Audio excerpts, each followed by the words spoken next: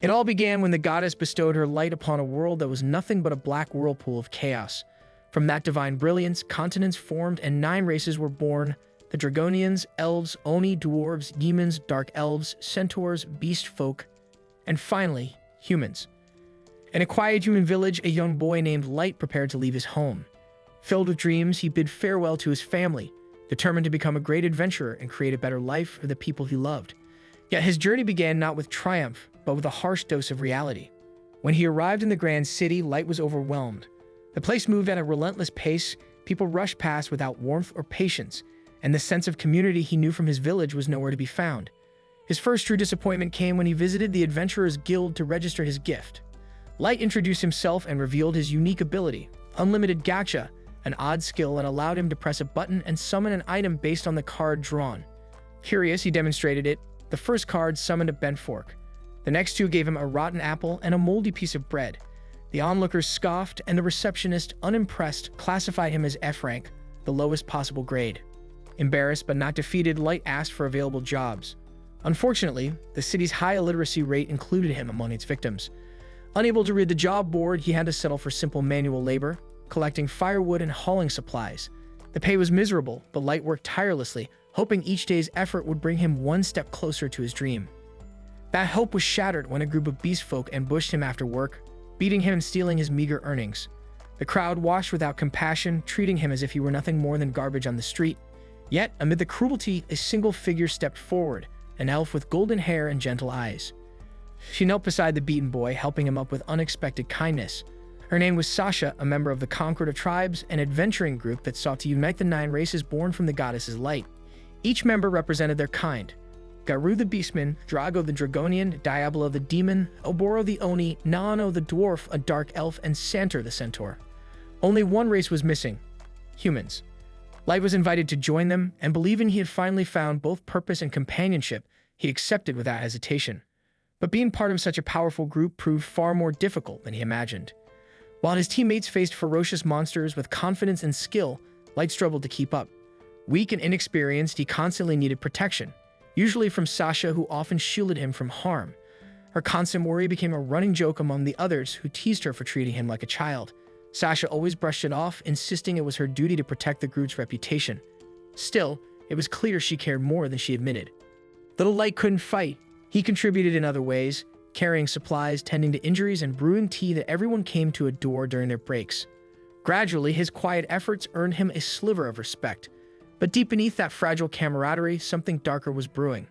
One day, while exploring a dungeon, their leader Drago suddenly stopped the group in a dimly lit corridor. He declared that the place was perfect for what they needed to do. Tension filled the air as everyone fell silent. Light, unaware of the heavy atmosphere, began unpacking his kettle to prepare tea. That was when Drago revealed the truth. The group had brought Light there to expel him. Confused, the boy looked to his companions for answers, but all he saw were cold, hateful eyes. Even Sasha, the one who once protected him, now glared with disdain. The Conqueror tribes had decided that Light was nothing more than dead weight.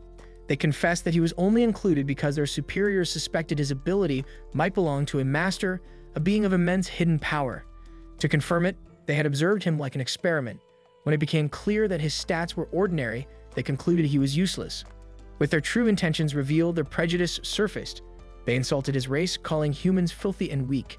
The cruelest blow came when Sasha mocked the idea of ever having to marry someone like him, claiming she was relieved her mission to preserve elven bloodline would never stoop that low. Their orders were not just to expel him, but to kill him. In that dark corridor, Garu unsheathed his steel claws and attacked. His strike tore across Light's face, spilling blood and confirming the nightmare was real. In a panic, Light ran, desperate to survive, but Sasha's arrow pierced his leg, sending him crashing to the ground. As he crawled away, begging for his life, Garu approached, ready to finish him. But fate intervened. Light's trembling hand pressed against a glowing sigil on the floor, a teleportation trap. In an instant, a blinding light enveloped him, and he vanished before the killing blow could land. He reappeared deep within the dungeon's lowest level, a forbidden place crawling with monsters of unimaginable strength. Alone, bleeding and betrayed, Light realized he was doomed. He thought of his family, knowing he would never see them again, and wept quietly in the darkness. Everything he believed in, equality, unity, friendship, had been a lie. But even in despair, a faint spark remained. Amid his tears, Light swore vengeance. He would kill them all, not out of hatred alone, but to reclaim his worth in a world that had discarded him. As he struggled to stand, the ground trembled. The hellhound serpent, a level 1000 creature, emerged from the shadows. Its monstrous form towered over him, radiating heat and malice. Against such a beast, Light had no chance, yet he refused to die without trying. With nothing else to rely on, he activated his only gift, unlimited gacha. A card appeared in his trembling hands. When he pressed the button, a blinding light erupted and a woman stepped forth from the void. Dressed in a maid uniform, she raised her hand and annihilated the hellhound in a single strike. The creature disintegrated into ash, leaving only silence in its wake. The woman turned to Light and knelt. Her healing magic mended his wounds instantly, restoring even the shattered bone in his leg. She spoke with graceful composure, addressing him as Lord Light, and swore to serve him unconditionally. Her name was Mai, the ever-seeking maid, a level 9999 summon, one of the rarest beings in existence. Using her appraisal technique, Mai examined her master's true potential. Beneath several layers of sealed power, she saw something extraordinary, the dormant force of a chosen one. The unlimited gacha, she explained, was far from useless. Its strength was influenced by the mana flow of its surroundings. The stronger the area's energy, the more powerful the results. The reason Light had summoned her was because he had unknowingly activated it in one of the most mana-rich places in the world, the dungeon's deepest depths. Mai assumed her master had done this intentionally, but Light, humbled and trembling, admitted it was pure chance, a desperate escape from betrayal. Seeing the pain behind his words, Mai embraced him gently, understanding that her master carried a wound deeper than any physical injury. She pledged her life to helping him achieve the vengeance he desired. Yet Light refused to let her handle everything. He wanted revenge with his own hands, no matter how impossible it seemed. Rather than doubt him, Mai smiled and vowed to follow his will, assisting him in every way possible. Her loyalty was absolute. In the darkness of that cursed dungeon, the boy who had been deemed worthless began to awaken. Light pressed the gacha button again, this time with resolve, his mind set on building the foundation of his revenge. The chamber glowed as countless cards materialized, flooding the room with radiance. From that moment on, the weakest adventurer in the world began his rise toward vengeance, the dawn of a new legend born from despair and divine power. So began the tale of Light and his unlimited gacha, where betrayal forged strength and the depths of darkness became the birthplace of his destiny. 3 years had passed since Light's descent into the deepest part of the abyss. Within the heart of his vast black castle, the air was heavy with the quiet reverence of those who served him. Every corridor shimmered with faint magic, and each servant bowed as he passed. At his side walked Mai, his ever-loyal headmaid, whose calm composure masked the intensity of her devotion. The fairy maids around them couldn't help but fawn over their master's presence, whispering admiration as he strode through the halls. Though Light paid them no mind, Mai's displeasure was impossible to hide. She viewed their behavior as a breach of decorum, yet out of respect for Light's tolerance, she restrained her impulse to discipline them. Beyond the towering gates, the castle's streets were alive with movement. The residents of the Abyss greeted Light with awe, referring to him as their master and ruler. The society he had built over these 3 years had grown more prosperous and organized, though its expansion brought new challenges. A woman approached, humbly reporting that their supplies of snacks and food had begun to dwindle. Light assured her that the administrator would be informed, while Mai noted that the matter would be swiftly resolved to maintain the castle's flawless reputation. The population had grown rapidly, and Light knew that their logistics system would soon require a full revision. As they walked, Light inquired about the other members of his quartet. Mai reported that Ayuki was stationed at the upper perimeter of the Abyss, mapping the dense, monster-filled forests that surrounded their territory. Light expressed his satisfaction, knowing that Ayuki's sharp instincts and unmatched skill made her ideal for reconnaissance. Mai, however, remarked privately that Ayuki's feline nature made her unpredictable, yet Light saw no fault in that. He valued each of his summons precisely for their individuality. Ellie, meanwhile, had been dedicating herself to magical research. She was developing new spells aligned with Light's grand design, a complex web of strategies that would soon unfold. Though her workload was immense, Mai assured Light that Ellie found joy in her service, channeling her admiration for him into every new creation. As for Nazuna, she remained faithful to her post as the castle's guardian, patrolling the grounds with enthusiasm and pride. Her strength in close combat made her a formidable protector, even if her recklessness often left others exasperated. Light regarded her with fondness nonetheless, seeing in her a kind of untamed purity that balanced the composure of his other summons. When Light returned to the castle's inner halls, he was met by Jack, the stalwart warrior who had long served as his sparring partner and confidant. Though Jack's casual tone sometimes grated against Mai's strict sense of hierarchy, Light saw him as an older brother figure, a trusted companion forged through countless battles. Leaving Mai her duties, Light followed Jack to the training grounds. The echo of their blows soon filled the vast arena. Light's punches carried tremendous force, honed through years of relentless discipline, while Jack countered with the precision of a veteran fighter. Their duel unfolded like a clash of tempered steel, neither yielding easily. Despite the intensity, their bond was evident in the way they pushed each other's limits without malice. By the end of the match, they stood shoulder to shoulder, breathing heavily but grinning in mutual respect. The two later retreated to the baths to unwind, where the conversation turned serious. Jack reminded Light that few could rival his strength within the abyss, though he cautioned that the surface world held dangers yet unseen. Light, haunted by the scars of his past, vowed silently that he would never falter again. His revenge was not yet complete, and he would see it through to the end. While Light trained, Nazuna carried out her usual patrols around the castle. Her cheerful spirit and boundless energy made her well-liked among the staff, who often praised her diligence. When a group of fairy maids asked her to inspect a supposedly restricted area, she accepted without question, unaware that they were trying to set her up. Following their vague directions, she arrived at Light's private chambers, only to find Maya already there. The head maid, startled by her sudden appearance, hastily fabricated an excuse, claiming to be conducting cleaning duties. Nazuna, ever naive, inspected the room herself and immediately noticed the disheveled bed. She innocently concluded that Maya had been practicing a strange bed-making style, and her curiosity grew. Amused yet relieved by the misunderstanding, Maya allowed the farce to continue, secretly thankful for Nazuna's obliviousness.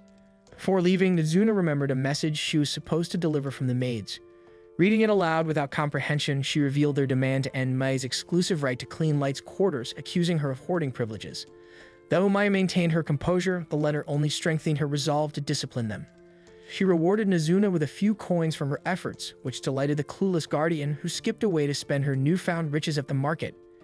Nazuna spent her coins on dorayaki and milk, savoring the simple pleasure of a treat after duty.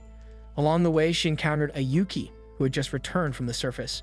Mistaking the silent scout's feline behavior for conversation, Nazuna carried on a one-sided chat, misinterpreting every gesture and expression. Ayuki's patience wore thin, but she eventually handed over a completed section of the map for Mai, confirming her mission's success. Nazuna, proud to have understood, praised her before resuming her patrols. Later, Nazuna wandered into the throne hall, where the majestic seat of Light stood unoccupied. She admired it wistfully, imagining him seated upon it as he often was during audiences. Overcome with emotion, in her enthusiasm, she accidentally broke the wing of a sculpted decoration. Horrified, she tried to reattach it before fleeing the scene, hoping no one had noticed. Meanwhile, Mai summoned the rebellious maids for a private meeting. Reading their letter aloud, she demanded an explanation for their insubordination. Cornered and terrified, the maids offered clumsy excuses, claiming they only wished to ease her workload. Mai, unconvinced, assigned them an arduous punishment to clean the entire hallway leading to the throne room by hand. Their complaints were ignored. Discipline, she reminded them, was the foundation of servitude. Afterwards, she revealed she would soon depart on a mission to the surface, leaving them to reflect on their mistakes in her absence. But the maids' resentment only deepened. As they scrubbed floors, their envy of Mai's position festered into whispered curses. They gossiped about how she had been Light's first summon, imagining the time she spent alone with him in the abyss before the others arrived. Their jealousy turned feverish until, by chance, Mai overheard their mutterings. She confronted them calmly, reciting the very words of their attempted curse. Trembling, they confessed that envy had clouded their judgment. Mai, maintaining her poise, reminded them that during those early months, Light had devoted himself entirely to study and training. There had been no time for the indecent fantasies they imagined. Disappointed but resolute, she extended their punishment, ordering them to clean the throne room as well before her departure. The maids had no choice but to obey. That night, as the maids worked tirelessly, the broken sculpture wing Nazuna had damaged earlier fell to the floor, startling them into panic. Elsewhere, Nazuna lay peacefully in her bed, blissfully unaware of the chaos she had caused.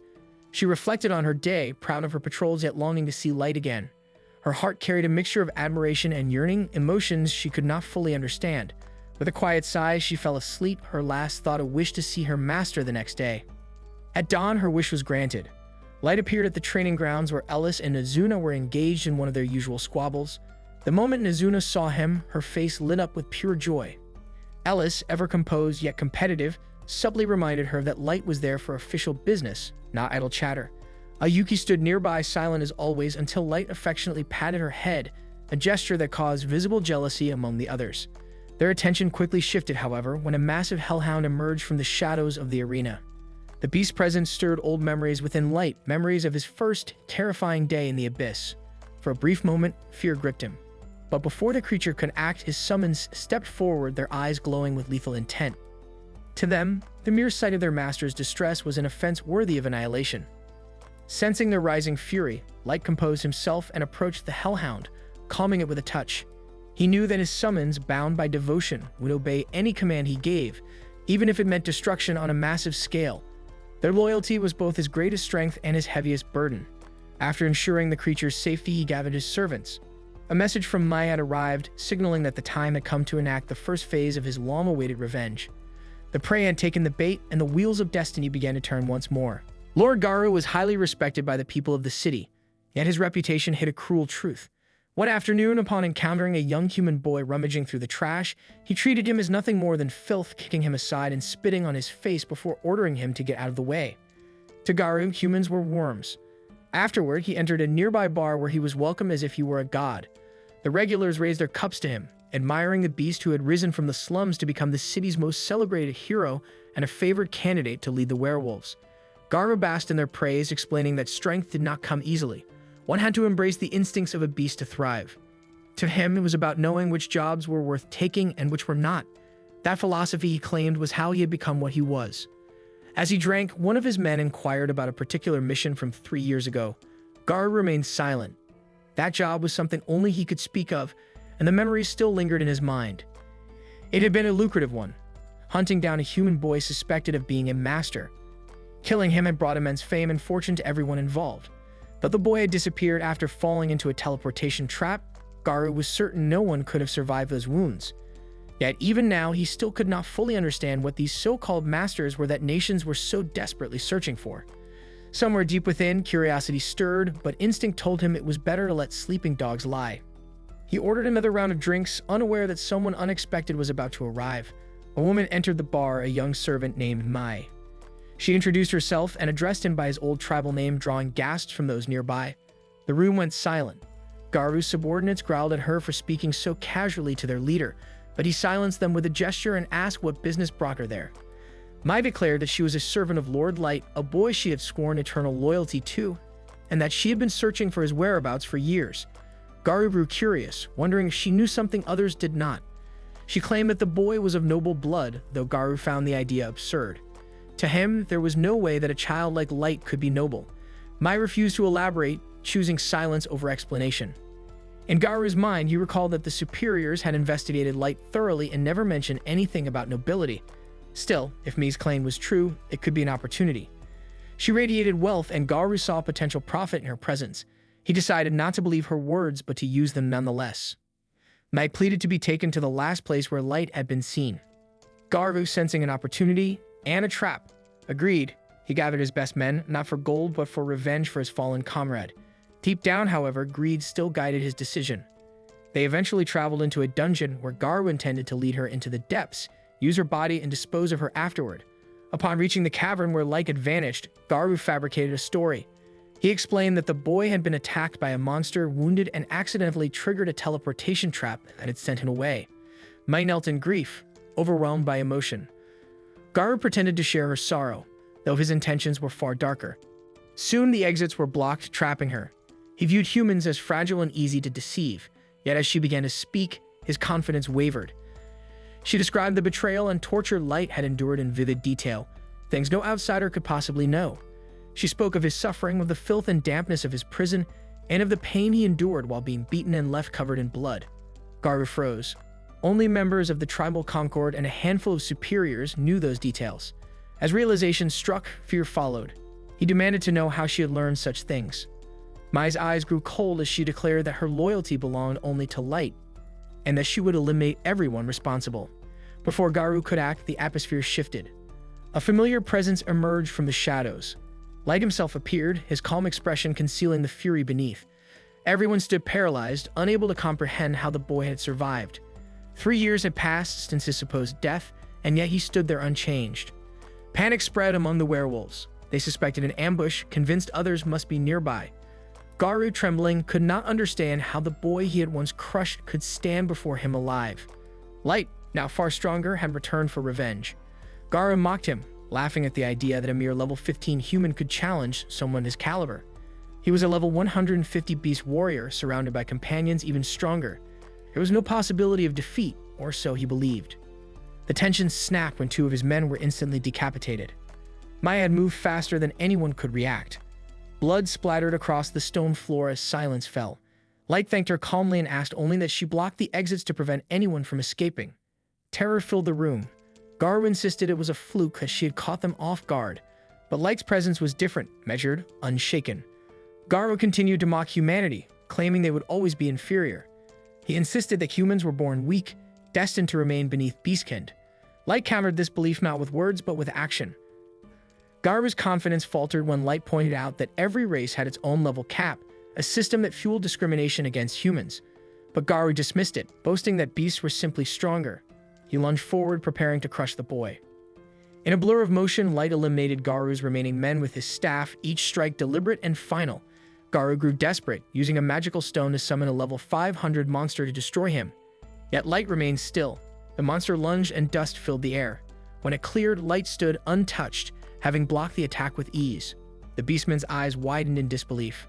Then, with a single motion, Light froze the creature solid and shattered it into fragments. The display of power sent Garu into utter shock. A level 500 monster destroyed effortlessly, something no human could do. Light then revealed his current level, 999. The entire pack trembled. Humans were never meant to surpass level 100, yet he stood before them as a living impossibility. Garu's mind spiraled into confusion and fear. The boy had not aged, his appearance preserved by a relic known as the Youth Bracelet. Light explained that he had never forgotten the despair and agony of that day, the betrayal, the blood, the humiliation. His voice, though calm, carried the weight of vengeance. Garu collapsed, trembling and pleading. He claimed that everything had been done under his nation's orders, that none of it had been personal. He begged Light to remember the camaraderie they once shared. His remaining allies mocked him for cowardice. Light demanded information about the masters, but Garu knew little. He explained that the superiors had merely ordered them to locate the masters without explaining why. When others tried to interject, Mice silenced them permanently, slicing them apart in an instant. Desperate, Garu admitted that even if Light were powerful enough to challenge the nations, he could never win alone. They possessed ancient weapons, relics, and artifacts collected over centuries. Light listened, understanding the truth yet unmoved by it. He had always known there were limits, even for him. He ordered Garu to follow him deeper into his chamber. There, the beastmen witnessed an army, humans and monsters alike, sworn to Light's command, their power radiating throughout the cavern. Overwhelmed, Garu broke down in terror, realizing that the boy had truly become something beyond mortal comprehension. As punishment, Light chose not to kill him. Instead, he condemned him to a life of eternal despair, an existence worse than death.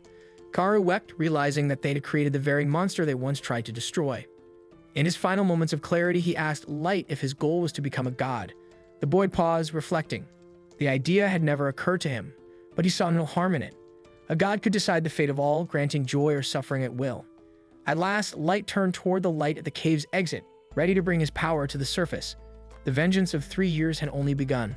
A while later, Light finally decided to return home to show his family how successful he had become.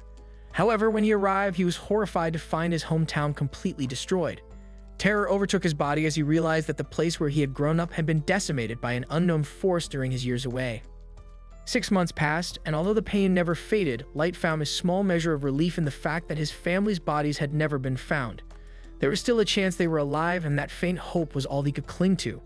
His warrior of gold advised that they find a place to stay, but another warrior, Nemumu, reminded him to be considerate since Light was grieving. Their disagreement over where to rest soon devolved into a petty argument about loyalty, each trying to prove who would endure the harshest conditions for their master's sake. Light interrupted them, deciding that lodging could wait. What mattered now was gathering information about the war they were preparing to wage. His goal was to learn the military strength of every nation in the world. Deep down, he suspected that the destruction of his hometown was tied to the accusations of him being a maestro. Consumed by anger, he wondered why such a title carried consequences so severe that it could lead to widespread bloodshed. Rage ignited within him, and he swore that if the world was truly corrupted and unjust, then he would burn it all to ashes. The power that surged through his body in moments of fury was enough to strike fear into his allies, who urged him to temper his emotions when in public. Yet Light resolved to grow even more aggressive. To conceal his identity, he donned a mask and instructed his companions to address him by a new name, Dark, whenever they were on the surface. This alias would prevent conquered tribes from learning his true identity. Dark planned to register as an adventurer, raise his rank through quests, and use the access it granted to obtain critical information. On their journey, they encountered a family being robbed. Gold revealed their presence prematurely, but the bandits proved no match for the group. Afterward, the family offered them a ride to Dragon City and explained that the dungeons there were perfect for adventurers seeking to level up.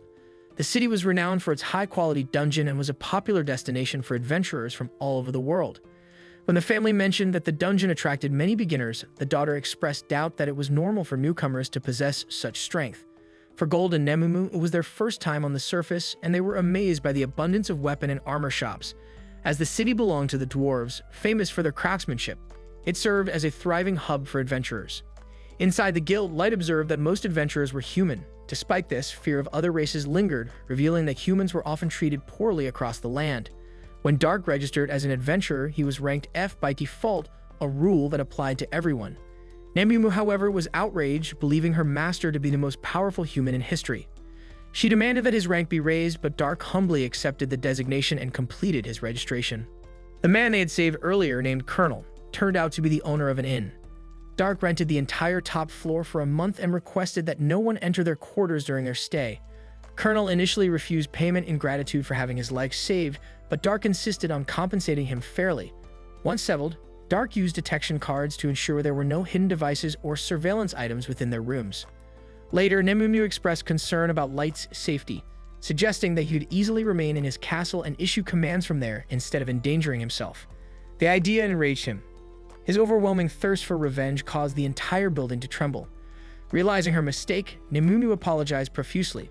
Gold, however, admired his master's resolve to personally carry out vengeance. Dark eventually calmed himself, acknowledging that Nemumu's intentions had been genuine concern. He apologized for losing control, though Nemumu, filled with guilt, lowered herself in a gesture of remorse. The next day, Dark explored the bustling streets where the lively atmosphere confirmed the dungeon's reputation. Many onlookers admired Gold's shining armor, while others were drawn to Dark's masked appearance. He began to worry that the mask might make him stand out even more. At the dungeon gates, a massive line stretched across the entrance. Gold noticed the absence of elves and soon recalled that elves and dwarves were locked in a bitter feud over ownership of the dungeon. As they waited, Dark felt uneasy at how closely Nemumu stayed by his side, though she insisted it was to protect him.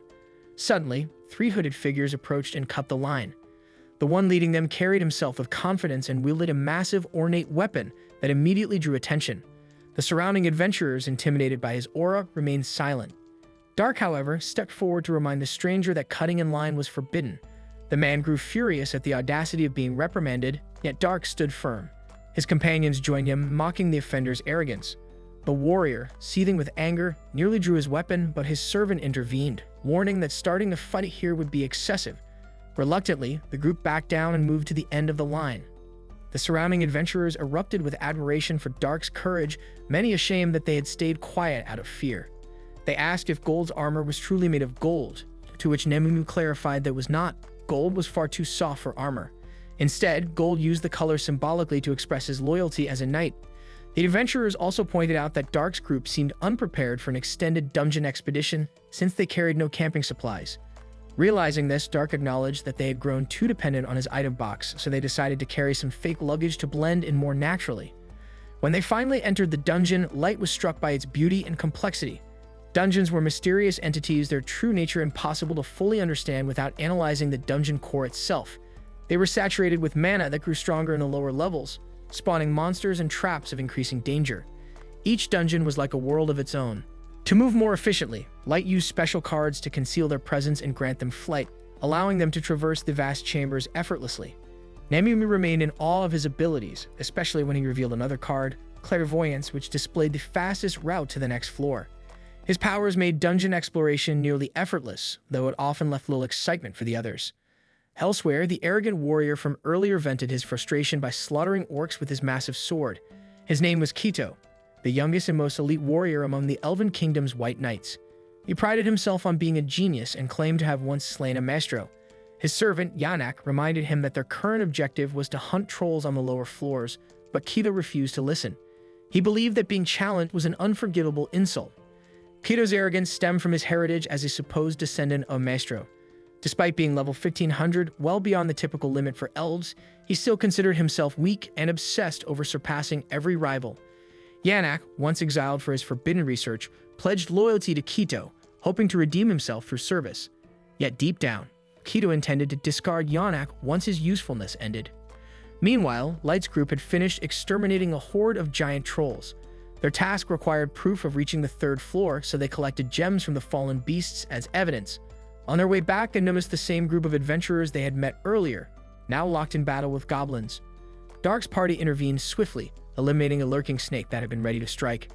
The young adventurers expressed their gratitude, but the moment of relief ended abruptly when Dark sensed danger approaching.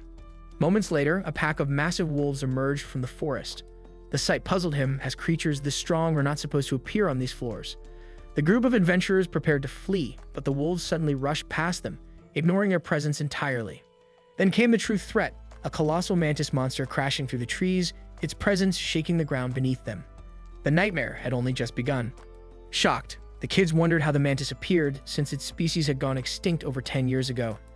As they prepared to run away from the monster, Light calmly asked if he could hunt it himself. Nemimu warned that the mantis was level 500, prompting the kids to suggest that his group leave before things got dangerous. Before anyone could react further, the mantis charged at them. Gold immediately took the lead to block its attack. After exchanging a few blows, he realized the creature was far more dangerous than he had anticipated. Light followed up by firing a spell of flaming arrows, but the mantis deflected them with the hard plates on its side. Watching the battle unfold, the leader of the kids urged his mage, Maya, to assist. She hesitated, astonished by how Light had cast his spell without any incantation. Her brother told her to focus on helping, but Gold reassured them that he could handle the situation. Preparing for the next strike, Gold instructed the children to observe closely as he demonstrated the balance between offense and defense. As if provoked by his words, the mantis lunged again. Gold intercepted its strike with his shield, shattering one of its sides with the rebound. Taking advantage of the creature's brief shock, he dashed forward and severed one of its legs. Light then stepped in, deciding it was his turn to fight. He unleashed a barrage of fire arrows that curved through the air, dodging the mantis' attempts to deflect them. The homing arrows pierced its back, one after another, leaving it howling in pain. Maya watched in awe as Light effortlessly controlled over 30 flaming projectiles, coordinating them to strike with surgical precision. Overwhelmed, the mantis tried to flee. Light conjured a wall of fire, forcing the creature to leap upward in an attempt to escape. Nemimu swiftly pursued it, leaping higher than anyone expected. Clutching her dagger, she struck the mantis midair, slicing apart in a single clean motion. The monster shattered into pieces. Feeling proud, Nemimu boasted about her victory, but Gold mocked her childish attitude. When he pointed out that she had completely destroyed the valuable monster materials, her pride quickly turned into panic. The kids, still recovering from the battle, could only stare in disbelief at how easily Light's group had defeated such a powerful beast. Among the remains, the kids discovered a perfectly intact monster gem. Gold praised their luck, relieved that Nemumu's reckless strike hadn't shattered it. Light examined the core and concluded that it would serve as proof to submit to the guild for a rank increase. Curious, the kids asked if Light's party was trying to raise their rank. Light's casual response that they were frank left them utterly confused. After the battle, Mia created a large water bubble to help Light's team clean up. Gold admired how his armor still gleamed brilliantly after washing, while Light stepped up to rinse his hands and encouraged the others to do the same. The kids expressed their gratitude, saying he had saved their lives and invited him to stay with them for the night. Light initially declined, not wanting to impose, but the group's leader revealed that his sister Maya was eager to learn about his advanced magic techniques. Seeing her hopeful expression, Light agreed to stay and join them around a campfire for dinner. As they ate, Light explained that his parents were genius mages. He encouraged Mia, saying she too possessed great magical talent. She modestly replied that her abilities couldn't compare to Chantless spellcasting. Her brother questioned whether incantation-free casting was truly so impressive, prompting Maya to enthusiastically explain the 3 major classes of magic. Combat class spells, she said, were for direct attacks like Light's fire arrows. Tactical class spells, such as his firewall, were used for crowd control. Then there were the strategic class spells, massive incantations capable of altering entire regions, requiring multiple high-level mages to chant in unison. Such global spells were equivalent to natural disasters. She added that races like Dragonutes, elves, and Daemonin possessed innate magical talent, while humans were comparatively limited. That was why she considered Light a world-class prodigy, a human capable of Chantless casting. Gold nodded, impressed by her understanding, while Light awkwardly brushed off the praise. Maya's brother then remarked that regardless of Light's powers, he seemed like a kind person. To lift his sister's spirits, he reminded her that she would surely succeed once admitted to the duchy's magic school. Curious, Light asked about the duchy, learning it was a nation jointly founded by all 9 races. Gold commented that being admitted to such a prestigious academy was no small feat. Maya's brother explained that although she had been accepted, she couldn't attend because their parents, who had been paying her tuition, died in an epidemic. Left to survive on their own, the siblings formed an adventuring party with Jimra and Wardy to earn a living. He hoped that one day they would save enough to send Maya back to the academy and fulfill her dream. Feeling guilty for being a burden, Maya urged them not to worry so much about her. Watching the siblings care for each other, Light was reminded of his own younger sister. He encouraged them to keep pursuing their goals, sincerely believing in their potential. When Maya dismissed his words as mere kindness, he assured her that he meant it, giving her a small boost of confidence. Later, the party leader asked Light why he had become an adventurer. Light began recounting the tragedy that had taken his family.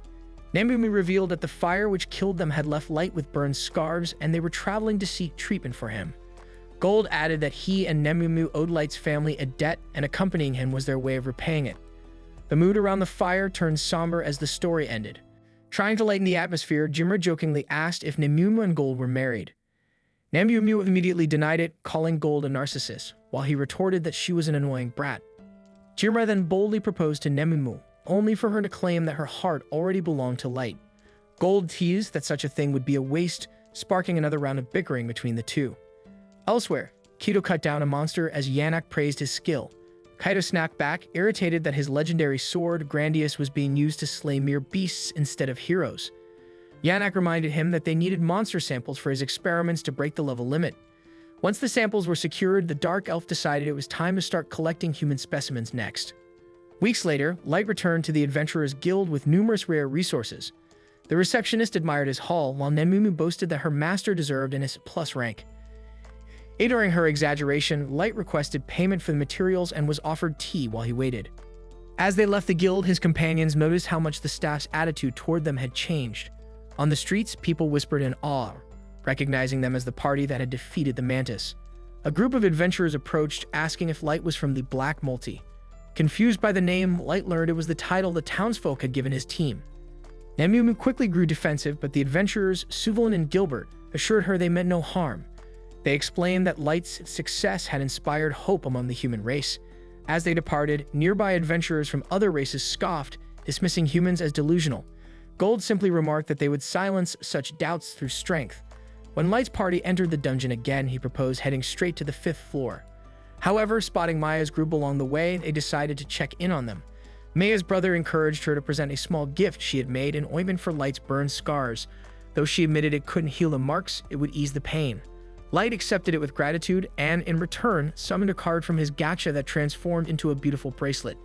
He'd offered it to her, and after some hesitation, she accepted it, promising to treasure it. Later that night, Nemumu questioned Light about giving away an SSR rank wish bracelet. Gold explained that such a relic could grant a person's wish if they desired it strongly enough. He commended Light's kindness, and Nemumu learned that not every gesture was about material value. When the party reached the snow-covered 5th floor, they noticed how quiet it was. Gold appreciated the stillness, though Nemumu pointed out that his shiny armor wasn't exactly subtle. Light reminded them of their mission to hunt Yetis before teleporting home. Back at his palace, he was greeted by his 4 loyal maids. Mai served him tea and asked about his adventures, to which he replied that everything was going well. When he inquired about their preparations for the final war, Ellie reported that they were nearly complete. Light told them to use whatever resources they needed. Nazuna eagerly asked for a special mission, but knowing her limits, Light simply ordered her to guard the castle. Mizuna impatiently urged Ellie to finish her assignment quickly, so she could begin hers.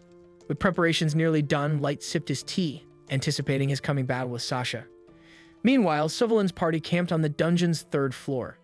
As they rested, Suzu and Gilbert discussed the rumors surrounding Light.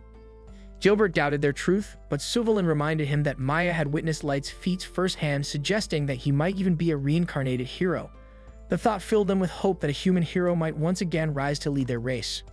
Later that night, Suzu went into the forest to relieve himself. When he returned, he found Gilbert's decapitated head on the ground. Standing nearby was Kito, growing impatient with his delay. Horrified, Suzu realized that his entire team had been slaughtered in an instant. Kito taunted him, stomping on Gilbert's head to provoke a reaction. Instead of fighting, Suzu used a smoke bomb to escape, thinking the elf couldn't see through the fog. But Kito's magic revealed his location, and he struck Suzu down from above with a spell. As Suvalin lay on the ground, Yannick approached and struck him with his staff, scolding Kito for killing all the humans. He explained that he had needed live test subjects for his experiments. Kito dismissed the concern, saying one survivor should be enough, but Yannick insisted that more were necessary in case of failed trials. With a twisted smile, the dark elf declared that humans were nothing but worthless vermin, fodder for his experiments. After several days, Light and his party returned to the Adventurers Guild. Nemumu, impatient as always, slammed her hands on the counter and demanded that Light be promoted to S rank, insisting that anything less was an insult to his power. The receptionist, clearly unnerved, explained that such a promotion was impossible. Only a few days earlier, the guild had already made an exception by promoting Light directly to D rank after he single-handedly slew the scythe mantises, a monster species thought to be extinct. Nemumu's relentless arguing nearly drove the receptionist to tears until she finally blurted out that if Light accomplished another extraordinary feat, the guild might consider another promotion. Light found the challenge amusing. Soon after, he heard rumors of an adventurer killer who targeted only humans and decided that would be his next mission. That night, Light discussed the plan with Gold and Nemumu. Capturing the killer could indeed earn him recognition, but none of them knew where to begin. As they debated, Light suddenly sensed someone approaching. Acting on instinct, he donned his mask, while Gold and Nemumu readied their weapons. The shimmering portal opened before them. Expecting an enemy, the trio tensed for battle, only for a battered and bloodied Maya to tumble out. Light caught her just in time, noticing that the SR rank wish bracelet he had given her had snapped in half. He carried her to bed, where she weakly murmured about something urgent. Light healed her wounds first, then used his magic to peer into her memories, uncovering what had transpired. Through her memories, Light saw the previous day unfold. Maya's party, led by her brother with Jimra and Wardy beside him, had been exploring a dungeon when another group warned them of a mysterious adventurer killer who preyed solely on humans. Alarmed, Maya's brother decided they should leave immediately. But night fell before they could escape. Exhausted yet unwilling to camp, they pressed on until they encountered another group of masked adventurers. Concerned for their safety, Mia begged her brother to warn the masked group about the killers. He agreed, unaware that the very people they approached were the killers themselves. The strangers whispered about having failed to clean up the last mess. The children didn't understand until one of them laughed cruelly and called them fools. Then a tall swordsman unsheathed his gleaming blade and revealed himself as Kito, the adventurer killer. He declared that Maya's group would be his final hunt for the day.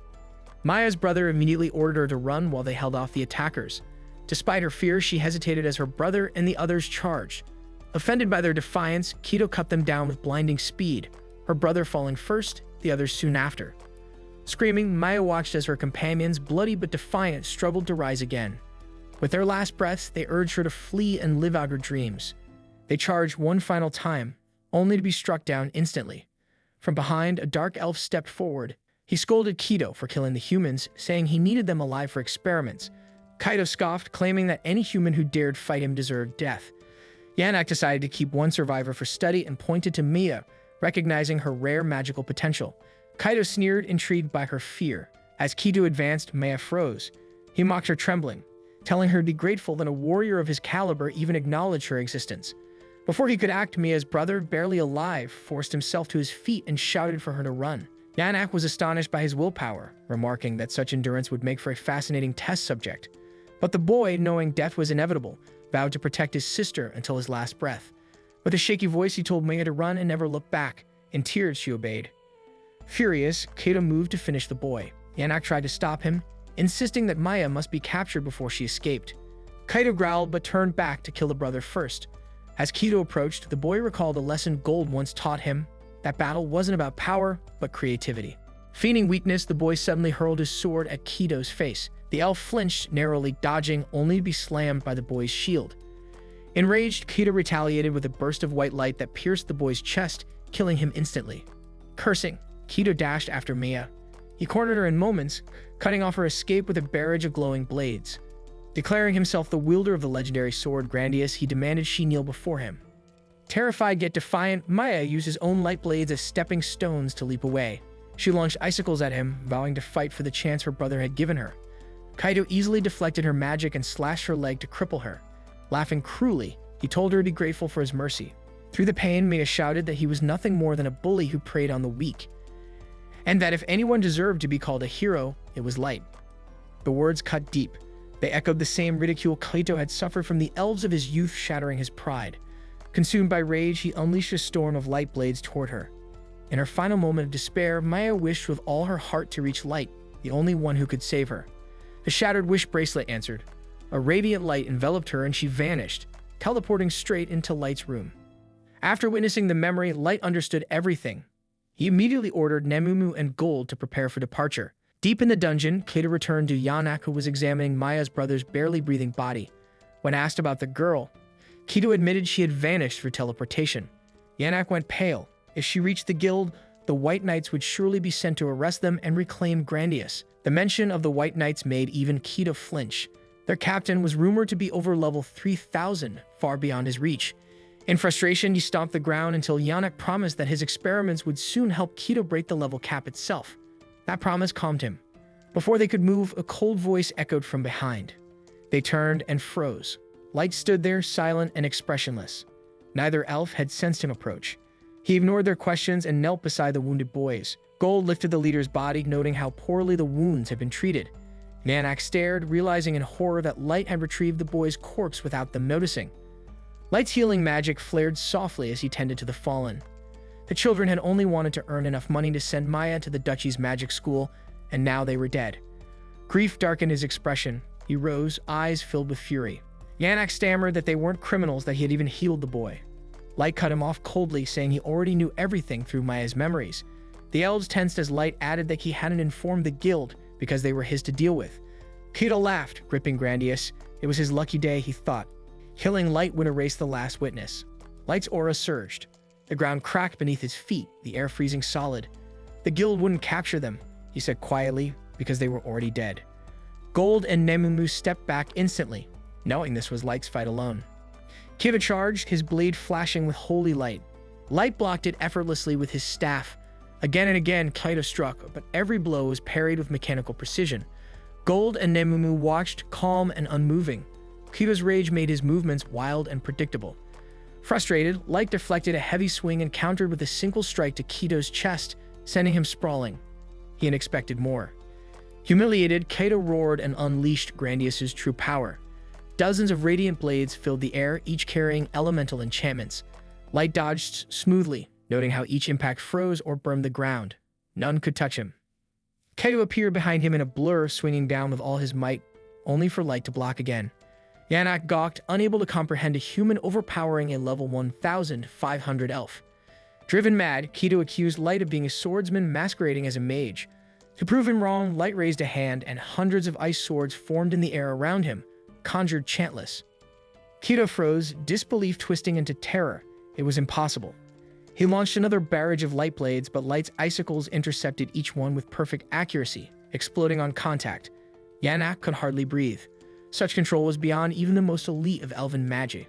Screaming, Kito ranted that no one could defeat Grandius, the sword blessed by the heavens and wielded by the maestros, the ancient masters of elven magic. Light paused, intrigued. The word lingered in the air.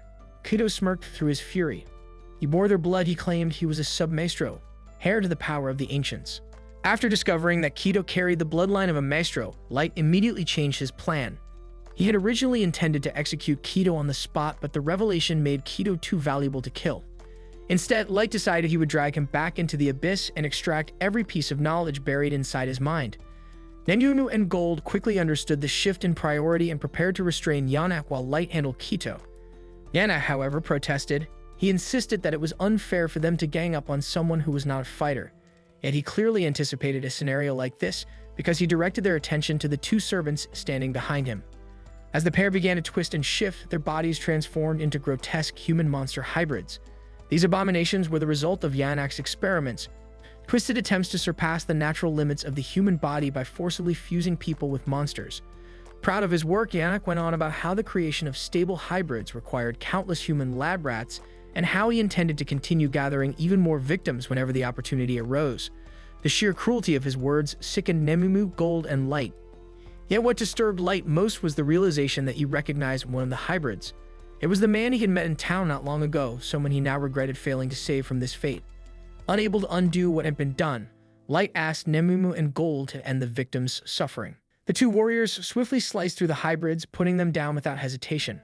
But Yanak only grinned. explaining that the creatures have been designed to regenerate from any damage. As the hybrids rose from the ground, their bodies knitting themselves back together, Light grew slightly concerned for his two allies.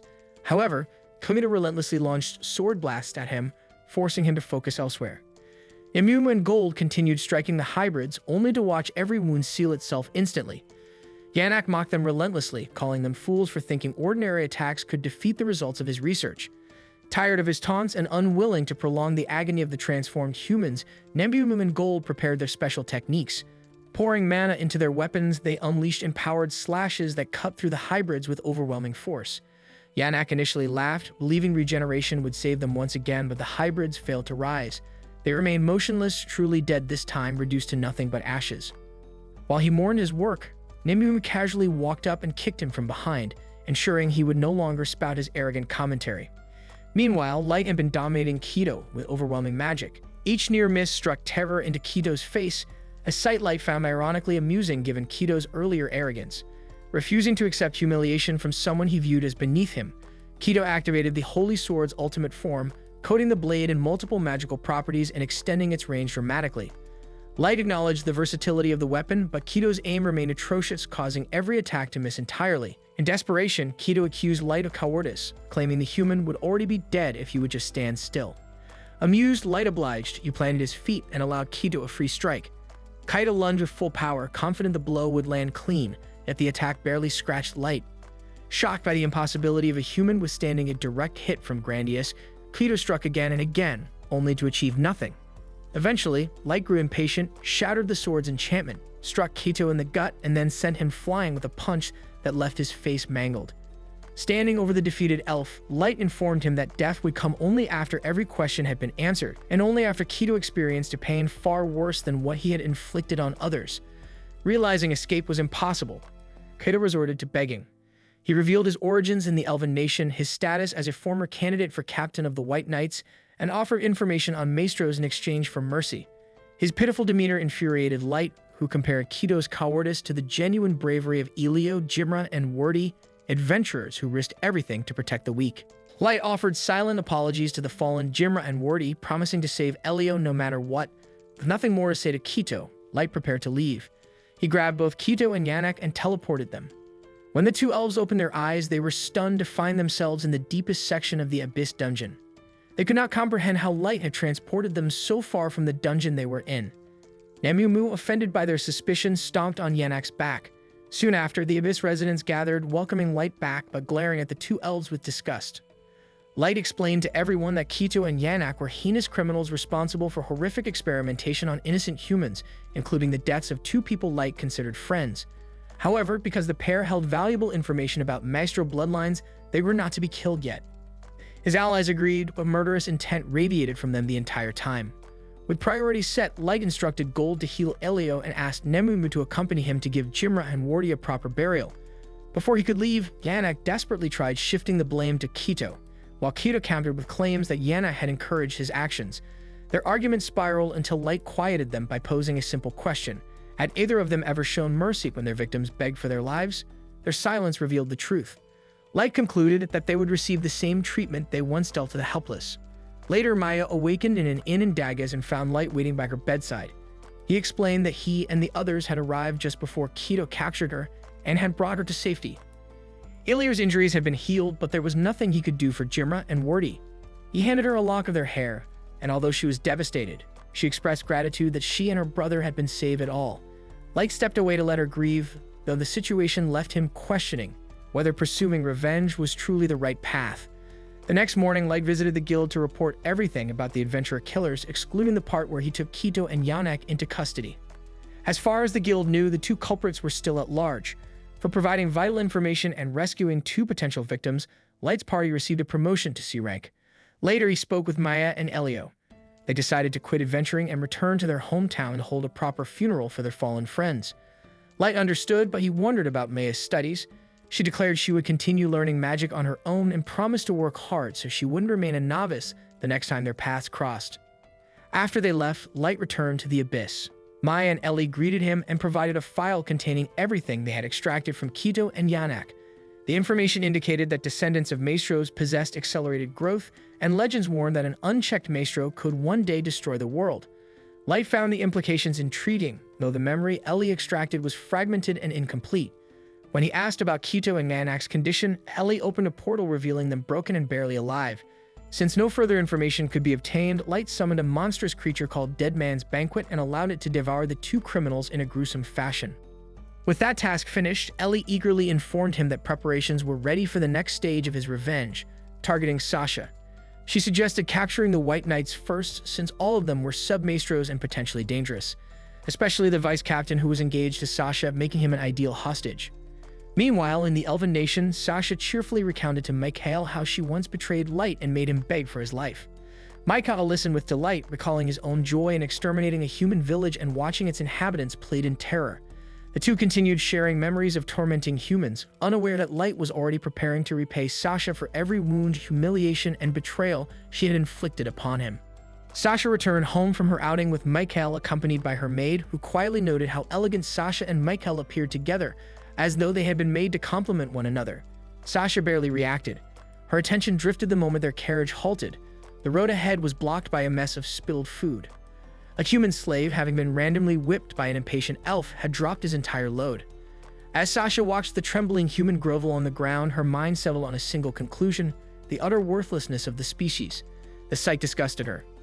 Since clearing the food would take time, Sasha turned her gaze elsewhere. Through the carriage window, she happened to notice a figure standing in a nearby alley. Something about the silhouette froze her blood. Convinced her eyes had deceived her, she stared harder, dread crawling up her spine. Overwhelmed, she flung open the carriage door and sprinted toward the alley, unable to shake the terrifying possibility that she had seen Light. Breathless, she searched every corner. The space was empty. She tried forcing herself to believe she had imagined things. Light had died years ago, after all. But as she turned to leave, she spotted a note pinned to the brick wall. Its handwriting was unmistakable. It instructed her to come to the giant tower, and it was signed by Light. Panic crushed her. She collapsed to the ground, trembling uncontrollably, the implications hitting her all at once. Her maid found her moments later, crouched on the dirt, overwhelmed by despair. If Light were alive, everything she had gained from claiming to have killed him would crumble. The reward money, her noble title, even her engagement to Michael. Everything she had built was at risk of exposure. Unseen above, Light and Ellie watched from a rooftop. Light took quiet satisfaction in Sasha's breakdown, viewing it as the first step of his long-awaited vengeance. Ellie, however, nurtured far darker intentions towards Sasha. Her desire for retribution was far more severe than his. Elsewhere, at the White Knight encampment, a different scene unfolded. Two knights, Nehia and Kia, entertained themselves by torturing a human slave pinned to a wooden board and using him as a living dart target. His screams echoed through the camp, mingling with the casual cruelty that defined the White Knights. Nearby, Sharfat indulged in the company of his personal female human slave. She was compliant out of fear. She knew very well that resistance would earn her the same fate as the man tied up a few meters away. In the midst of this, the White Knights had been summoned for an urgent meeting. Reports had surfaced claiming that Kito, who had disappeared with the holy sword Grandius, had been roaming the land killing adventurers until he was finally defeated by a human. The White Knights were expected to manage the political fallout. Sharfat questioned why they were being tasked with cleaning up Kato's failures, but Musk reminded him that Kito was still one of their own. His disgrace reflected on all of them. The tortured slave's screams began irritating Sharfat. Annoyed, he ordered Nehia and Kea to end the man's life quickly. They refused, arguing that since they had paid for the slave themselves, they had the right to use him for entertainment. They also mocked Sharfat's notorious softness toward humans, which they found revolting. Must attempted to restore order, reminding them they were White Knights and not mere brutes. He added that he personally preferred killing humans swiftly to spare them needless suffering. The others disagreed. Cruelty was part of their culture. Throughout the escalating argument, the knight captain, Hardy, sat silently, his patience thinning by the second. Eventually, he slammed his hand on the table and barked for silence. His fury washed over the camp like a shockwave. Even a bird perched above dropped dead from fright. With control reestablished, Hardy scolded Nehia and Kea for engaging in pointless torment. He turned to Sharfat and ordered him to end the suffering of the tortured slave immediately. Hardy commanded Nehia and Kea to dispose of the remains. Sharfat's slave trembled at what she had witnessed, but Sharfat reassured her that he would never treat her that way. He then allowed her to leave. Once she was out of sight, Hardy turned to Sharfat, warning him to limit his intimate involvement with humans. Elves who grew too attached risked producing submasters, offspring born from humans but granted partial elven status. Hardy stressed that diluting the bloodline was unacceptable. Sharfat brushed off the warning. He never intended to have children with a slave. In fact, he had grown bored of her and casually mentioned he planned to kill her soon. Hardy declined Sharfet's invitation to join the act, insisting he despised humans but had no interest in unnecessary cruelty. His focus remained the Kito issue. The queen could not be humiliated. Later that night, Sasha attempted to rest, but a loud, thunderous noise jolted her awake. She rushed to her window and froze. A colossal tower had risen in the distant forest, reaching into the clouds. It matched the location in Light's message. Her fear intensified. By dawn, a slave trader transporting human children toward the city encountered a rock chimera that emerged from the trees. Terrified, he abandoned the children and fled, expecting the monster to devour them. Yet the beast ignored them entirely and vanished into the forest. Soon after, the elven population faced food shortages. Monsters had begun appearing along every trade route, devastating supply lines. The elves suspected the mysterious tower was to blame. The nation's forces were spread thin, so large monetary rewards were offered to adventurers for any information about the tower. Light, Gold, and Numu were among those who gathered. Numu drew attention almost immediately. Two elves approached her, struck by her beauty despite her being human. They attempted to persuade her to leave Light and join them. Numu declined calmly, reaffirming her loyalty to Light. When Light warned the elves to withdraw, one attempted to strike him. But Light countered with a lightning arrow, knocking the elf back effortlessly. Recognizing Light and his party as the infamous human adventurers from Dagas, the elves retreated quickly. Light was satisfied. Word of his return would spread fast. Inside the forest, another group of elven adventurers escorting a small human girl toward the tower used her as disposable monster bait. When she collapsed from exhaustion, they berated her and threatened to beat her. Their complaints about the laziness of human livestock were cut short when a drop of saliva fell from above. A rock chimera descended in a flash, biting one elf's head clean off. It mauled the others in seconds. The girl, shaking in terror, waited for return, but the chimera sniffed her, recognized her as human, and walked away. Moments later, rugged-looking men appeared from the woods. She expected the worst, but instead they smiled gently, applied a healing potion, and spoke about getting her proper food and clothing. She realized they were part of Light's rescue network. Their leader immediately contacted Oyuki to arrange a secure drop-off point. Inside the tower, Oyuki orchestrated the monster's movements, ensuring they targeted only elves who harmed humans. Ellie checked in on her, worried about the strain of controlling so many surface creatures, but Oyuki insisted she was managing. Everything was proceeding according to plan. Shortly after, the rescue team delivered the girl to a nearby village. She thanked them repeatedly before being placed safely under local care. On the journey back, the men discussed the disturbing practice of forcing humans to serve as monster bait, baffled by the intense racism that permeated the continent. Their leader eventually ended the conversation, reminding them they would depart early the next morning. Meanwhile, Sasha sat alone in her room, consumed by panic. She needed to reach the tower before the White Knights were deployed. If they discovered Light alive, her lie would unravel instantly. But the tower was surrounded by monsters above level 1000, far too dangerous for her to approach alone. She needed a plan, and she needed it quickly. The following morning, the Elven Council convened to address the escalating crisis. One official proposed deploying the White Knights immediately, but Hardy dismissed the idea as reckless. He compared sending elite troops without adequate intelligence to stabbing blindly into mud. The Queen agreed and ordered increased rewards for adventurers while delaying White Knight deployment. Meeting adjourned, the Chancellor silently fumed, convinced the Queen favored Hardy only because he was her son. Hardy later visited the Queen to thank her for shielding his men from needless danger. She reassured him that she would never risk her son's life without cause. She also admitted the situation surrounding the tower was urgent, perhaps even signaling the rise of a new Dark Lord. Hardy asked whether she believed a new master had appeared. The Queen acknowledged the possibility but reminded him that years ago, when a potential master had been found, the child proved ordinary and was disposed of. Hardy mentioned he would have enjoyed participating in such a mission. To him, humans were vermin. The next morning, the guild posted even more tower-related quests, attracting a crowd of adventurers, including Light's party. As they passed through the guild hall, Sasha heard Light's voice. She spun around, eyes wide with shock, and demanded he reveal his face. Light attempted to brush past her, claiming he wore the mask to hide severe burns, but Sasha refused to listen. She struck him hard, knocking the mask from his face, and the truth she feared most stood before her. Light held back the urge to put Sasha in her place, choosing instead to let her remove his mask at her own pace. If he was going to savor his revenge, it needed to happen at the right moment. Nemamu, angered by Sasha's rudeness, moved to lash out, but Light stopped her before she could escalate anything. Then he removed his hood, revealing grotesque burn scars that distorted his entire face. Sasha froze at the sight. Realizing that he wasn't the person she had hoped to find, she backed away and hurried out of the area without a word. Once Sasha vanished into the forest, Light allowed himself a satisfied breath. The illusionary burn's scars had worked perfectly, driving her off before emotions could explode. Controlling the group in a direct confrontation would have been far more troublesome. When he thanked Gold and Nemumu for restraining themselves, Gold muttered that Sasha was insufferable. Light agreed, recalling with bitterness how he had once fallen for her lies so completely. The three of them continued deeper into the woods, but the elves they had encountered earlier had begun chasing after them. Light glanced back and told the idiots to stop following, but they stubbornly pressed on. Eventually, the group reached the rendezvous point where Light's subordinates were supposed to meet them, yet no one had arrived. As they waited, Light was surprised that the two elves had actually managed to keep up with their pace. They stood their ground as though they could corner him, and he grudgingly praised their backbone. Nemumu commented that it was a shame such capable elves wasted their talents bullying others instead of taking on honest work.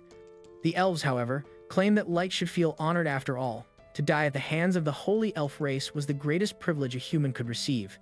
Tired of their arrogant chatter, Light called out to Mara, knowing the elves couldn't see her until she wanted to be seen. They thought Light was bluffing and mocked him for acting high and mighty just because his party had recently gained fame. Their taunts were cut short when a strange woman materialized behind them. Mara, smiling creepily, told the elves they had sealed their fate by insulting her master. Her arms twisted and split into fleshy maws that lunged forward, dragging the screaming elves into a brutal, living grinder of teeth. When the gore settled, Mara wiped her mouth and apologized to Light, saying the elves tasted awful, but she didn't mind doing it for him. Gold admitted that Mara was incredibly strong but terrifying to be around. Nemumu quietly agreed. Mara reassured them not to be afraid. They were all friends. Soon, 3 more of Light's subordinates appeared. A maid named Iceheart led the group, followed by Suzu and Jack. After receiving Light's thanks, Iceheart instructed Suzu to guide their path. Suzu gave a nervous nod. Iceheart scolded her to be more respectful, prompting Suzu's musket, Locke, to apologize on her behalf. Light simply smiled. He knew Suzu's shyness made it hard for her to speak at all. The group moved out together. Gold thanked Jack for coming along, but Jack explained that he was following the bro code. While Gold appreciated it, Jack added that Ellie had actually sent him, though he insisted he'd never abandon his man. Instantly, the girls glared at him. Confused, Jack asked whether they were angry simply because he used a nickname for their master. Light remained quiet. Jack argued that there was no need for such stiff formality between comrades, and using nicknames would keep Light from feeling lonely. Gold felt the tension rising, and Light eventually told Jack to relax. He reminded the girls that he and Jack already had an understanding. Although they obediently nodded, the atmosphere awkwardly soured. To ease the mood, Light struck up conversation with Iceheart. He noted how different she looked without her abyss-made outfit. Iceheart explained she had switched into combat gear for this surface mission. She couldn't fight effectively in her usual attire while still undergoing maid training under May. Mara laughed and suggested she ditch the maid outfit entirely if it slowed her down. Iceheart bristled, scolding Mara for behaving improperly in front of everyone. Nearby, Jack asked Gold if he had slacked on training while Jack was away. Gold insisted he hadn't. Watching the two get along, Light felt reassured. He turned to Suzu and explained her severe shyness to the group. He then jokingly asked Nemumu if Suzu was even a real girl. Nemumu nodded, though Light remarked that her card displayed an androgynous status, something he intended to check later. Back at the giant tower, Ellie waited impatiently with Aoyuki. When Light's team arrived, Nazuna and the other girls rushed up to greet him. Ellie quickly led everyone inside, showing off the massive interior she constructed using technologies reverse-engineered from the Abyss's core. The structure was strong enough to withstand any outside attack. A gigantic dragon waited inside as well, which startled some of the group before Ellie clarified it was simply her pet. She guided them to the top floor, the wedding hall she had built for Light's eventual confrontation. Once he sat on his throne, Ellie began reviewing their mission. Their plan was simple: congratulate Sasha on her upcoming marriage, then give her the revenge she deserved. Although Light's plan was already thorough, Ellie added extra elements for spice. She arranged battles between the elven White Knights and their own soldiers, intending to capture the White Knights afterward and sever the Elven Kingdom's military power. That would let them gather intel on the Maestros and the 9 races. The tower itself served as a secure operational base. Ellie even created a shadow clone of Light so the Black Moai could continue ranking up without requiring Light's physical presence.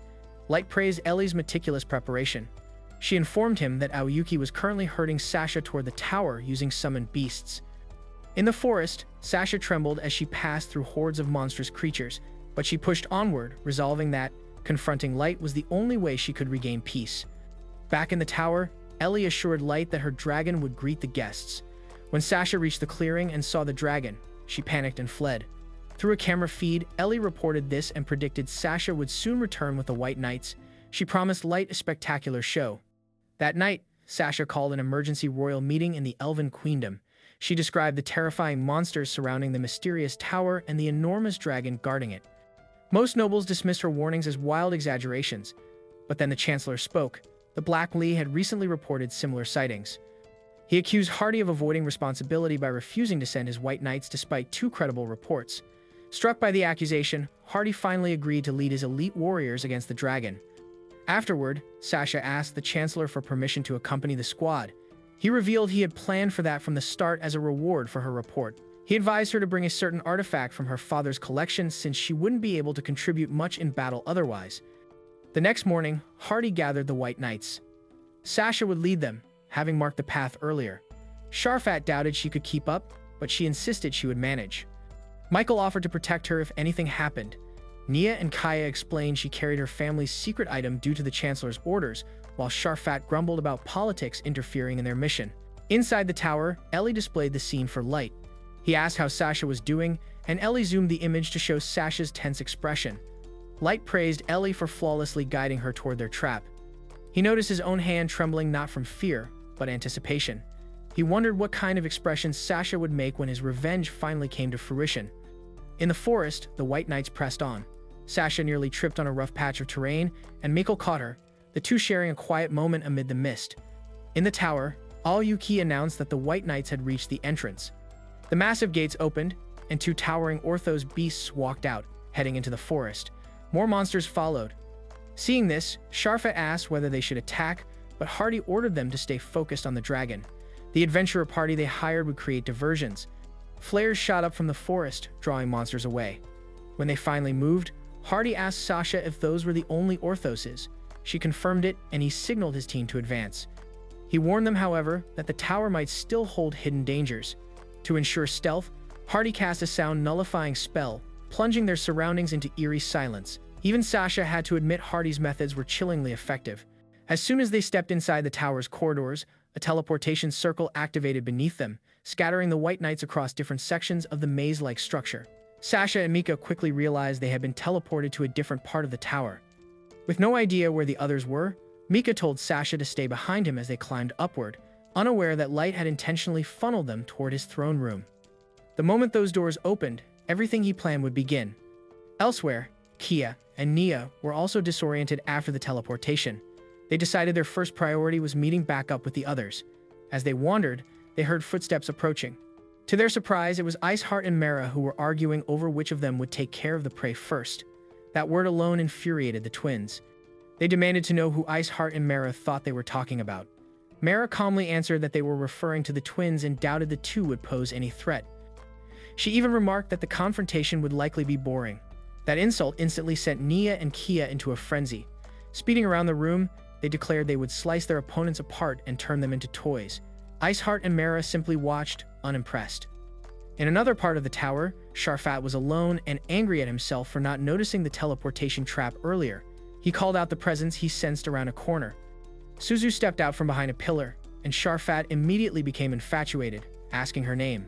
She recoiled, but before she could respond, Locker Talking Rifle interrupted, saying Suzu didn't talk much, wasn't interested, and they weren't here for conversation. Sharfat was amazed, since talking weapons were rare, yet mourned his misfortune at having to fight her. He also suggested he'd rather fight Suzu in bed, prompting Suzu to bluntly reject him. Sharfat asked what her type was, and Suzu, flustered, described her ideal man. Lot pointed out that she had perfectly described Light. Suzu didn't appreciate hearing that Light would never return her feelings, so she smashed Locke against the wall until he apologized. Sharfat watched, baffled. He didn't know who Light was, but if Suzu wanted to fight, he would oblige. He activated his invisible arm-mounted crossbow and fired. The shot caught her off guard, but she parried immediately and returned fire. To his surprise, Sharfat blocked the bullet.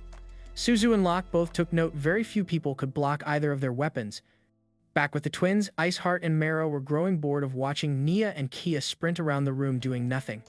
Finally, the twins cast a simultaneous wind cutter spell powerful enough to make Mara and Iceheart dodge. Mara admitted she might have underestimated them, The twins' ability to cast while moving so fast made them troublesome, but she added that it still wasn't enough to concern them.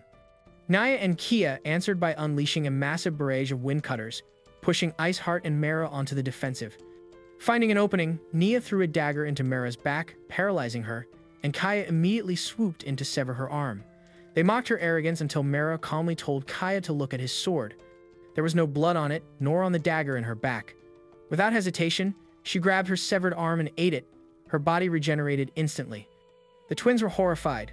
They had never seen someone regenerate limbs. Mara explained that her body was a fusion of multiple creatures, making her nearly impossible to kill. Then, to demonstrate further, she ripped off her own head and juggled it. She revealed that her level was 7,777. Iceheart added that she shared the same level. Naya and Kaya refused to believe such numbers, dismissing them as an obvious bluff. If the two were really that strong, they reasoned, they wouldn't have dodged earlier attacks. Iceheart clarified that they dodged only to keep the fight entertaining for Light. They had intentionally pretended to be weaker. Refusing to accept any of this, the twins launched another barrage. This time, Iceheart and Mara didn't move and the wind slashes bounced harmlessly off their bodies. The twins finally realized they were hopelessly outmatched and immediately fled. Iceheart refused to let them leave. She began charging a massive attack, generating intense heat throughout the entire chamber. Mara erected a barrier to protect herself from the impending blast while the twins ran straight into a wall in their panic. Kia suggested following the wall until they found an exit, but the heat kept increasing. They recognized it as Iceheart's power and knew they would die if they didn't act.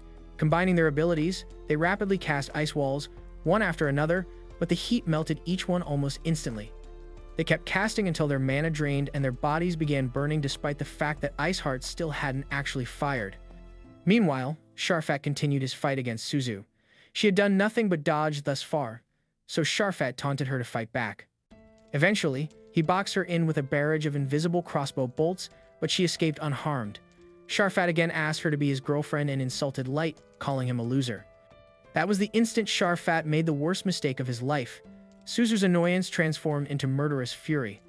While Iceheart charged her attack, Sharfat experienced what it meant to anger Suzu.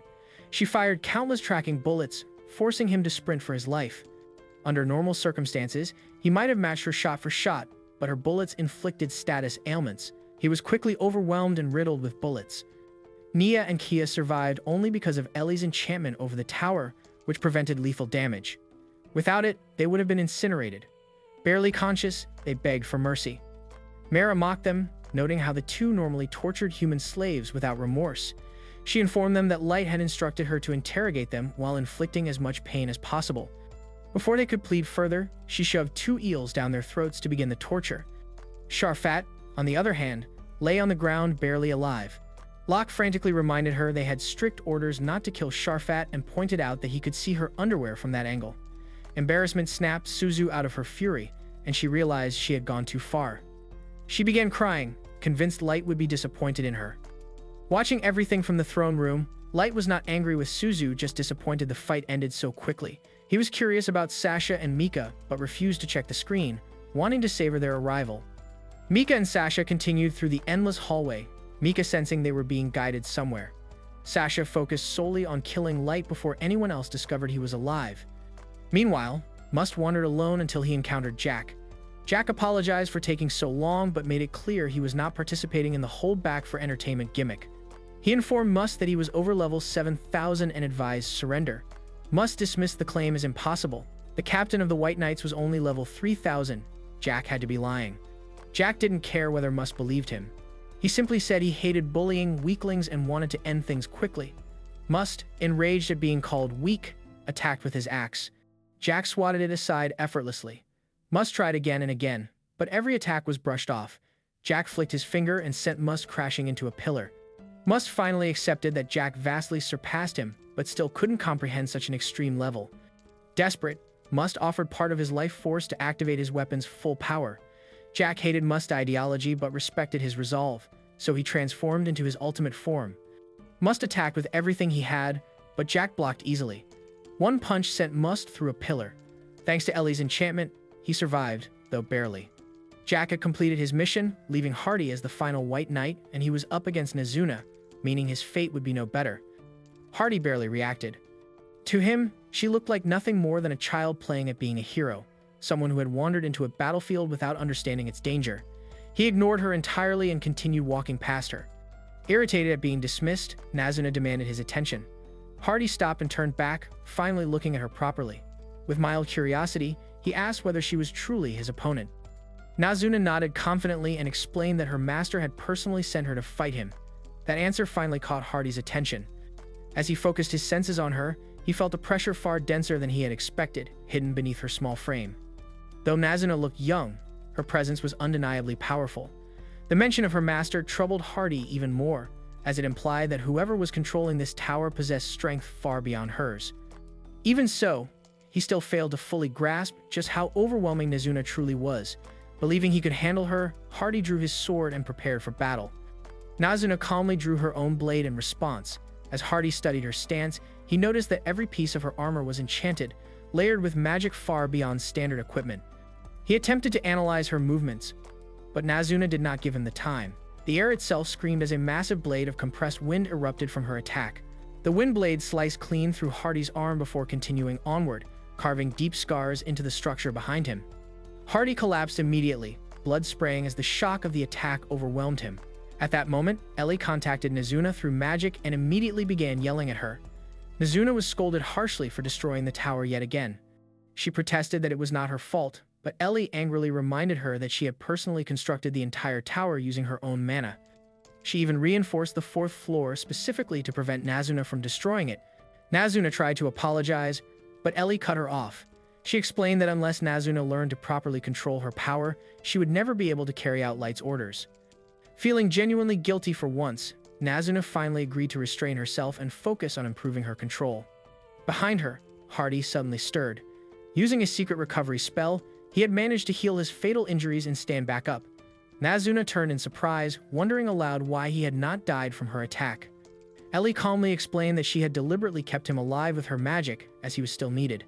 With Hardy back on his feet, Nazuna prepared for a second round, this time determined to fight without destroying the tower. Hardy, now fully alert, abandoned all underestimation. He activated his silent field, instantly altering the atmosphere around them. Nazuna frowned as she felt her strength being drained away. Hardy explained that the silent spell placed a powerful debuff on anyone within its range, siphoning their strength and using it to enhance his own. He then shaped the mana within the field into an invisible, soundless blade. He claimed that its length constantly changed, making its range impossible to predict. Seeing this, Nazuna calmly put her sword away and assumed a fighting stance. Hardy misunderstood her actions, believing she was nervous or attempting to compensate for her disadvantage. He assumed she would rush him recklessly and expose an opening. Before he could react, Nazuna vanished. In the next instant, she appeared directly in front of him and slammed him into the tower wall with overwhelming force. The wall cracked violently but did not collapse. Nazuna cheered in relief, celebrating that she had managed to control her strength this time. Ellie immediately screamed at her again, furious that the wall was still damaged and would require mana to repair. Nazuna screamed back, accusing Ellie of nagging too much.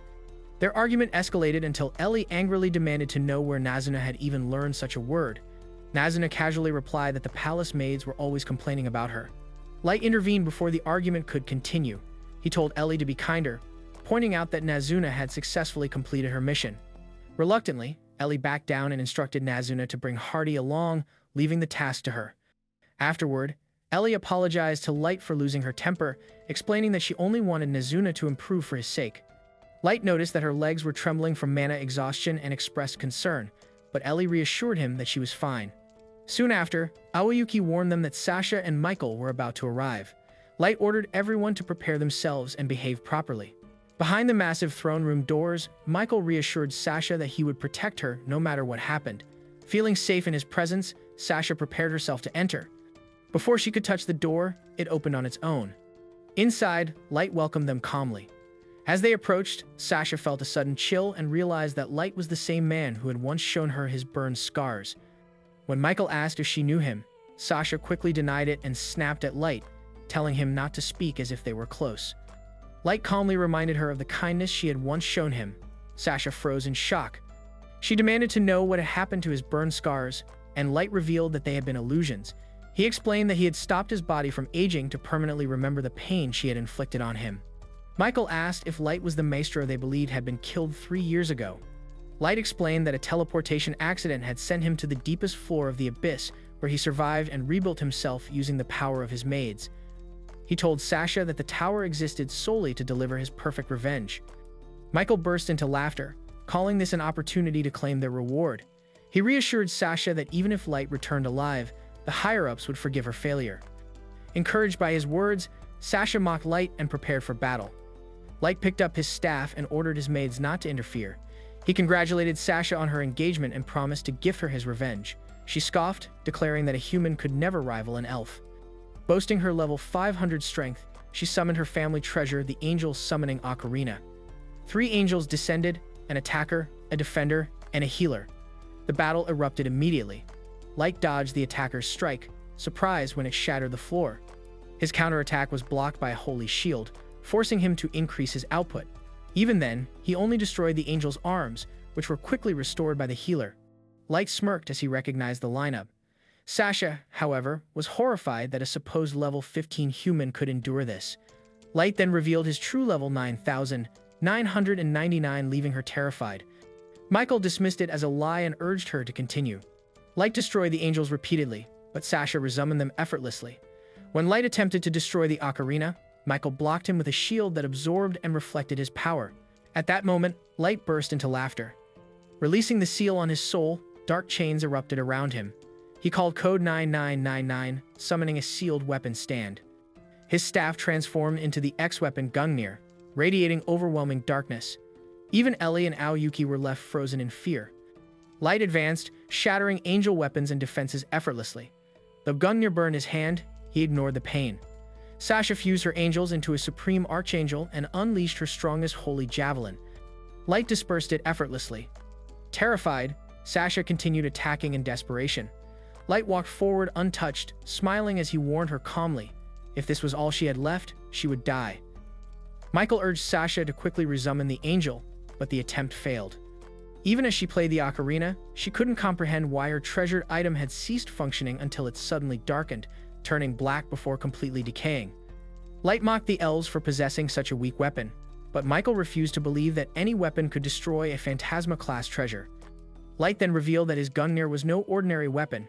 It was of the Genesis class, placing it in a league of its own. Michael scoffed at this revelation, convinced there was no chance someone like Light could wield such a legendary treasure. Terrified, Sasha hid behind Michael and insisted that Light had merely gotten lucky because the ocarina was stressed. Michael boasted that he could deflect all attacks with his shield, prompting Light to strike again with his powerful staff. This time, the attack easily shattered the shield and knocked both elves to the ground. Struggling to rise, Michael speculated that Light must be a legendary maestro, but Light retorted that the elf didn't even understand what a maestro was.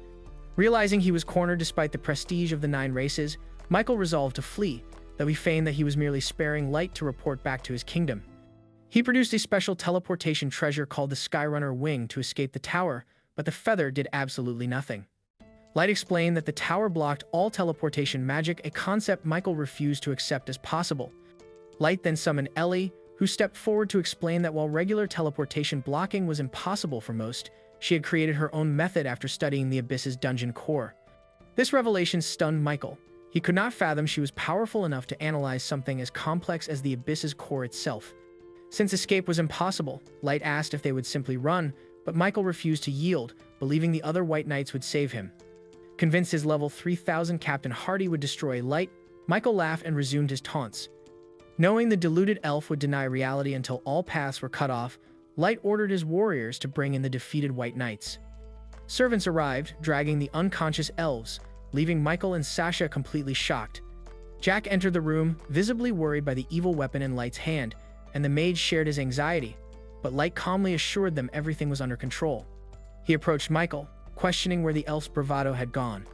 Michael's smug attitude instantly vanished. He prostrated himself on the ground, offering to help Light take over and rule the Elven Queendom with his political skills, a move that left Sasha devastated. However, Light reminded him that he cared nothing for their pathetic kingdom, only revenge. Desperate, Michael begged for his life, suddenly claiming he had no part in the 9 races' mission to kill Light 3 years prior and pinning all responsibility on Sasha. Sasha felt betrayed by her fiancé's cold abandonment, but Michael acted as if he had never been happy with her, treating her like a commoner who dared to dream of power. When Sasha reminded him of his past confessions of love, Michael shamelessly claimed he had been lying, leaving her heartbroken. Michael asked permission to execute Sasha himself, but Light instead called Ellie forward. She approached, expressing how long she had yearned to spill their blood and announcing she would grant them a long, painful death. Michael immediately began begging for mercy, feigning a sudden realization of Light's greatness. Ellie smirked, knowing the spineless scumbag was merely paying lip service to save himself. Realizing his acting had failed, Michael attempted to run, but Ellie used a strategic class spell called Dorn Fessel. Barred vines instantly trapped him. As Ellie explained the spell's full power, Michael was stunned she could cast it without an incantation. She tightened the vines, eliciting screams of agony, before placing her hand on his forehead to forcefully inspect his memories. Witnessing Michael's gruesome end, Sasha trembled in fear. Light reminded her she was next. She took a final look at her fallen comrades before turning back to Light, attempting to leverage their past. She claimed she had been his guardian angel, shielding him from the world's cruelties and specifically from Garu's bullying. Light calmly exposed her act, recalling the smugness in her voice and the joy she had taken in the idea of killing a weak human like him. Exposed, Sasha changed tactics, claiming Drago had coerced her and that Light's suffering in the abyss wasn't her fault. Recalling he once had feelings for her, she offered to become his partner if he spared her. Aoyuki stepped in, enraged that Sasha was trying to seduce her master, and declared she would feed Sasha to her beasts repeatedly. Light ordered Aoyuki to stand down, then turned to Sasha. He declared he would do whatever it took to learn the world's truth and master his powers, but until then, she could rot in the abyss with Garu to suffer the same fate. As he turned to leave, Sasha called out, but he shot an arrow through her leg, returning the favor from years ago. He signaled Mira to handle the rest. Mira approached in her grisly form. Sasha insisted she only sought her own happiness, but Light refused to accept that happiness could be derived from torturing others. Mira then completely devoured her. The dangerous weapon began to take its toll, and Light collapsed from exhaustion before it could destroy his body, activating his soul seal to calm its rampant power. The maids returned him to the abyss to rest. Outside, Nazuna asked if he would be okay. Ellie explained that despite 3 years of rolling his gacha in the abyss's dense mana, Light had obtained only one extra rarity weapon. Because it was too dangerous even for Ellie and May to handle, Light had used all 4 level 999 maids to seal its power. In the tower, he had released only one seal, yet it was devastating enough to destroy his arm. Meanwhile, Light awoke to find May watching over him. He attempted to return to his duties, but May stopped him, urging him to rest. She recalled the first time she met him and witnessed his tears, a moment that drove her to fulfill his dreams. She reminded him that his ambitions were not worth sacrificing himself, especially now that he had loyal subjects depending on him. In the Elven nation, the royal chancellor received news that the White Knights had vanished. A noble suggested they might be dead, causing the Elf Queen to erupt in fury, as she believed Hardy was invincible despite his 2-day absence. Suddenly, a messenger burst in, warning of a dragon horde swarming the castle. As the nobles looked out in horror, Ellie's voice resonated through telepathy, announcing herself as the Wicked Witch of the Tower. She threatened to eradicate their nation unless their ruler appeared, commanding dragons to launch fireballs that turned the surrounding forest into a hellscape. Ellie gave them 3 minutes before landing in the palace garden. The Elf Queen, Lif, appeared and demanded Ellie leave. Ellie countered by asking why the Queen had sent knights to loot her tower. The Queen denied the accusation, claiming her proud race would not stoop to such crimes. Unconvinced, Ellie approached. When the guards attacked, she summoned blood-sucking trees that drained their life. She then captured the fleeing Queen with vines and scanned her memories. Finding the Queen had been truthful about her ignorance but was filled with racist ideologies, Ellie spared her life on the condition that she release all enslaved humans and abolish slavery forever, threatening total erasure if disobeyed. Back in the Abyss, May reported the successful liberation of humans from other nations but noted that the Mohawk thugs were struggling to accommodate so many new arrivals. Light, disregarding advice to rest, visited the settlement near the tower. While watching the peaceful town, his maids explained their efforts to make the land a self-sufficient city. Light reflected that he had previously been unsure of his path, but he now felt confident in his desire to protect the world, believing there was still goodness within it. He acknowledged the long road ahead to remove discrimination, wondering if his ambitions were too grand, but his maids reassured him of their unwavering support. With his friends by his side, Light felt prepared to face the challenges ahead.